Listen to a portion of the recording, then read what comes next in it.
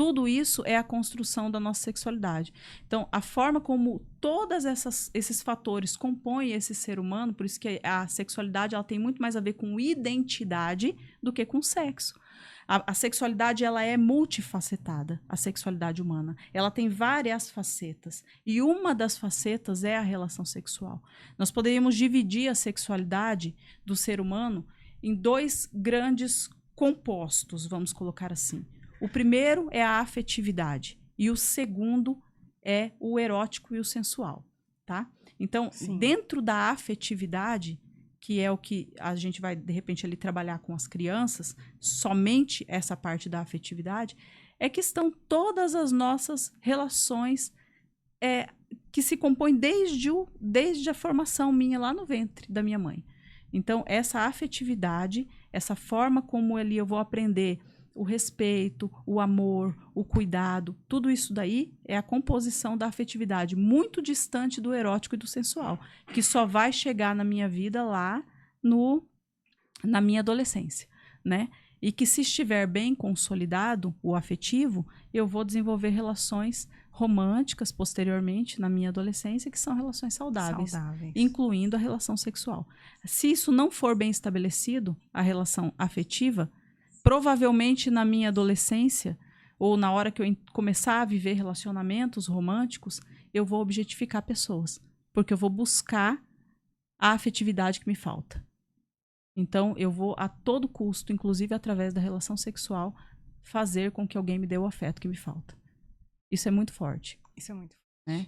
Então, é muito importante de ser dito. Muito importante. E aí, a sexualidade humana, olhando pelo viés cristão, que é o que eu atuo, eu poderia dizer até que quando a gente reduz, ou quando a gente coloca a sexualidade, reduz a sexualidade exclusivamente à experiência orgásmica, né, que é o coito, o sexo, a relação sexual, eu estou até diminuindo a criação, o Criador, né, com toda a sua criação, com toda a sua grandiosa obra. Imagina, Deus faz toda essa coisa multifacetada, cheia de complexidade, eu falo, não, a sexualidade é sexo.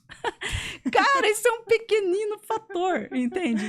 Quer dizer assim, então se a pessoa, a criança, ela não tem sexualidade, tem, porque todo esse fator de afetividade. Ah, então uma pessoa que fica viúva e não se relaciona sexualmente, ela não tem sexualidade? Tem também. Muitos outros fatores que ela não tem relação sexual, entende? É um pequeno fator. Muito bem importante, bom. Um fator bem importante, mas é um pequeno fator, só uma parte. É um pequeno fator em meio a isso tudo. Isso, em meio a isso tudo. Trouxe. Exato. Meu Deus, fez assim, ó. Explode a cabeça. Explode a cabeça, a consciência, né? Sim. Pra gente olhar de forma diferente. Sim. Porque a nossa cultura é isso mesmo. Falou em sexualidade, a gente já liga a sexo, ao erotismo. Uhum. E agora fez uma explicação que abriu a nossa mente. Uhum. E como que atua, então, Débora, um sexólogo? O que ele faz?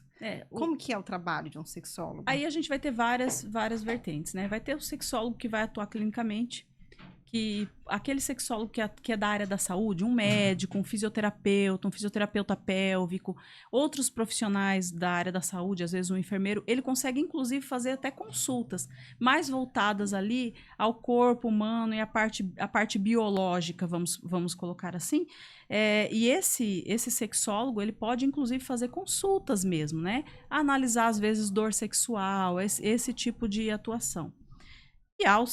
E existem sexólogos como eu, profissionais que atuam na área da sexologia, que têm uma direção mais voltada para o comportamento humano. Eu, por exemplo, a minha atuação... Como sexóloga cristã? Como sexóloga cristã, ela é na base do aconselhamento, do ensino, e eu também atuo com prevenção ao abuso sexual infantil. Mas é educação sexual. Prevenção de abuso sexual infantil nada mais é do que educação sexual. Então, trabalho a educação sexual e o aconselhamento e o ensino. Eu acho fundamental que a atuação que hoje eu trabalho, porque eu faço palestras, faço workshops, principalmente se forem dentro de igrejas, dentro de comunidades, porque eu entendo que não dá para você separar, né, o ensino da sexualidade da igreja. Não tem como. Se a gente está falando que a sexualidade humana é a identidade do ser humano, a igreja tem que ser o primeiro lugar a gente falar disso. E a gente precisa ensinar os líderes, os pastores, os líderes, para que eles possam fazer corretamente os direcionamentos e os aconselhamentos, porque a gente escuta barbáries, né? Eu já escutei as coisas mais, assim, absurdas que você pode imaginar. Há muito tabu nisso tudo, muito tabu, muito tabu. E coisas assim, eu escuto coisas assim sobre aconselhamento dentro das igrejas, que eu falo, gente, tem certeza que essa pessoa estava bem no dia que falou isso para você? Porque coisas absurdas, né? Então, a gente sabe, né, que os pastores, os líderes, eles precisam desse conhecimento para eles poderem fazer o trabalho com a sua comunidade de maneira mais saudável, né? De maneira mais coerente, mais bíblica até. Instruir as pessoas, né? Instruir as pessoas de uma maneira mais correta. Porque muitas vezes a pessoa chega, por exemplo, tá vivendo uma relação dependente, ou tá vivendo um vício sexual, tem que orar mais, tem que jejuar mais. E não é sobre isso, né? Não é só sobre isso, não é que não seja sobre isso, mas não é só sobre isso.